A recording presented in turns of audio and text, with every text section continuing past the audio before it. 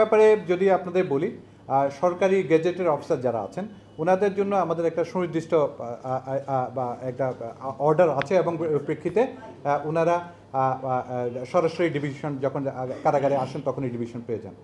আর বাকি যারা বিশিষ্টজন মন্ত্রী এমপি থেকে শুরু করে যারা সমাজের, শুধু তাই না, যারা বিশিষ্ট ব্যক্তিবর্গ আছেন তাদের জন্য প্রসিডিউরটা হচ্ছে আমাদের তারা আবেদন করবেন একটা প্রসিডিউর, অথবা একটা আদালত বলে দিবেন, তাহলে আমরা ওইটাকে এন্ডোর্স করব।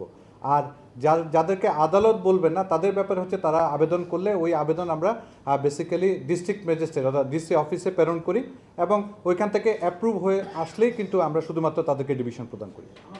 এখানে সর্বমোট আমাদের এখানে টোটাল এই পর্যন্ত আমরা যদি বিশেষ বন্দী অথবা এই প্রেক্ষাপটে আটকবন্দি বলি তাহলে সর্বমোট আমাদের কাছে এসছেন টোটাল 37 জন।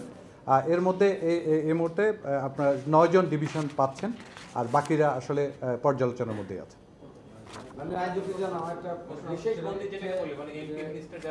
জি জি জি বিভিন্ন কারাগার, দেশের সব কারাগার মিলে। জি আচ্ছা একজন জি আচ্ছা।